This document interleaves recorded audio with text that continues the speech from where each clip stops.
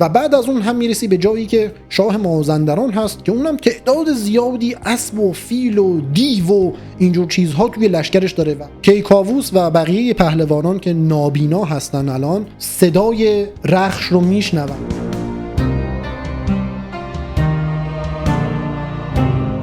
اولاد هم سری نشونی رستم رو از اون دشتبان میپرسه و به همراه چند تا پهلوان دیگه حرکت میکنه به سمت رستم.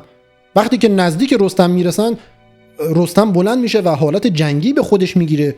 اولاد میره جلو میگه اسمت چیه؟ برای چی اومدی اینجا این مزرعه رو خراب کردی؟ اسمتو بگو من حداقل بدونم کسی رو که میخوام بکشم اسمش چیه؟ رستم هم میگه اسم من ابر هست و باران من هم نیزه هست برای این لشکریانی که تو همراه خودت آوردی. این که رستم از اسم مستعار استفاده میکنه ویژگی خود رستمه. توی شاهنامه جلوتر خیلی میبینیم که پهلوانا گفتم وقتی میخوان با هم بجنگن اسم همدیگه رو میپرسن، اسمشون رو با صدای بلند میگن، چون اصلا همه این جنگ ها به خاطر اسمه. تنها کسی که یک مسخره بازی در میاره و اسم واقعیشو نمیگه خیلی وقتها، که در واقع این هم یک تکنیک جنگ روانی هست، فقط رستم هست که بسته به موقعیت اسمهای عجیب و غریب میگه و جوابهای تمسخرآمیز به طرف مقابل میده. اینجا هم رستم میگه اسم من ابر هست و نیزه میبارم برای تک تک شمایی که اومدید اینجا به جنگ من. و بعد هم با شمشیر حمله میکنه به سمت اون لشکر و اون لشکر رو از هم میشکافه، شبیه همون کاری که توی جنگ با افراسیاب هم کرده بود. انگار این توانایی رو داره که یک تنه با اون شجاعت و بزرگی که داره حمله کنه و یک لشکر رو از هم بپاشونه. همه فرار میکنن. رستم هم با کمندش اولاد رو دستگیر میکنه و مینشونه جلوی خودش، انگار که میخوام بکشمت همین الان، و بهش میگه که من فقط در یک صورت تو رو نمیکشم و اون هم این که هر چیزی ازت پرسیدم راستشو به هم بگی و این وعده رو هم بهت بدم اگر راستشو بگی نه تنها نمیکشمت بلکه تو رو میکنم پادشاه مازندران.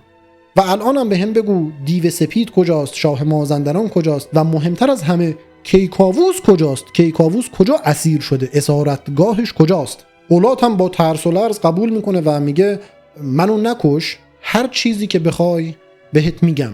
و بعد شروع میکنه آدرس مفصل رو به رستم میگه از اینجا 100 فرسنگ باید راه بری تا برسی به کیکاووس، به اسارتگاه اون. بعد از اون یک مسیر طولانی دیگر رو باید بری، میرسی به اردوگاه دیوها. بعد از اون از دریا و دره رد میشی، میرسی به یک لشکرگاه بزرگتری از دیوها که دیو سپید اونجاست.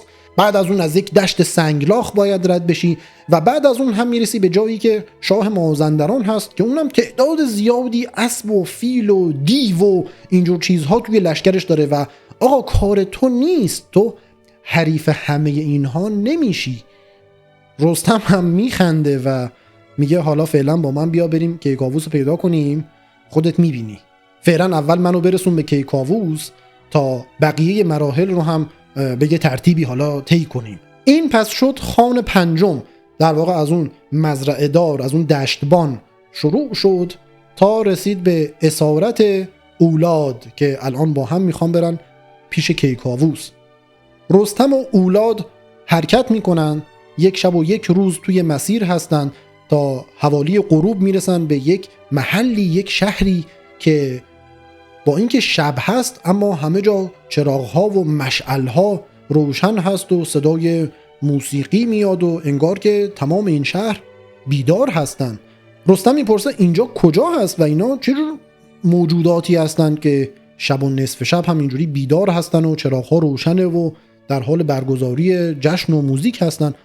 اولاد میگه اینجا دروازه مازندران هست و اینها هم دیو هستن. دیوها کارشون برعکسه، شبها بیدارن و روزها میخوابن و سرکرده اینها هم ارژنگ هست. رستم هم تیزهوشی به خرج میده و میگیره میخوابه. برنامه رو میذاره برای فردا صبح که موقع استراحت دیوها میشه.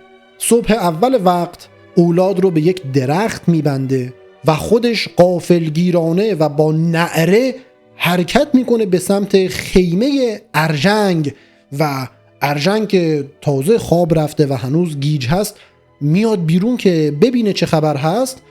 رستم سر ارژنگ رو با دست میگیره و جدا میکنه، یعنی با شمشیر و اینا هم نه، با دست سر ارژنگ رو جدا میکنه و اون سر خونی رو پرت میکنه به سمت بقیه دیوهایی که اونا هم گیج و منگ خواب هستن و از خواب تازه بیدار شدن. در نتیجه یک دلهره‌ای میفته به جون همه این دیوها، فرار میکنن، از هم سبقت میگیرن برای فرار کردن.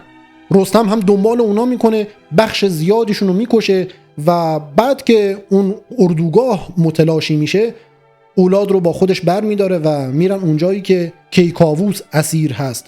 کیکاووس و بقیه پهلوانان که نابینا هستن الان صدای رخش رو میشنون و کیکاووس رو میکنه به بقیه، میگه دوره سختی و اندوه ما دیگه تموم شد، این صدای رخش هست که داره میاد. رستم پیش کیکاووس میرسه، همدیگه رو بغل میکنن، از همدیگه احوال پرسی میکنن. کیکاووس احوال زال رو میپرسه، از رستم تشکر میکنه که این همه راه اومده و رستم هم تعریف میکنه که من یک مسیری رو طی کردم، ارژنگ رو کشتم و الان به شما رسیدم. کیکاووس با عجله میگه اوه، اگر دیو سفید بفهمه که تو ارژنگ رو کشتی با یک لشکر بزرگ به این سمت میاد و همه ما رو میکشه.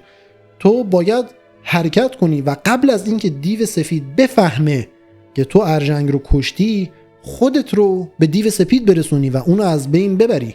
نه فقط به خاطر اینکه اونو شکست بدی ها، یک دلیل دیگه هم داره. دلیل دیگه هم اینه که ما نابینا شدیم و برای اینکه بیناییمون رو دوباره به دست بیاریم 3 قطره از خون دیو سپید رو هر کدوم از ما باید توی چشمامون بریزیم تا نابیناییمون برطرف بشه و این چرک و خون از چشم ما بیاد بیرون و ما بیناییمون رو دوباره به دست بیاریم. الان هم حرکت کن، یک مسیر طولانی و کوهستانی رو باید طی کنی و به یک غار میرسی که دیو سپید توی اون غار هست. جنگ رستم با دیو سپید خان 7 هست که شروع نبرد مازندران میشه که به زودی بهش میرسیم.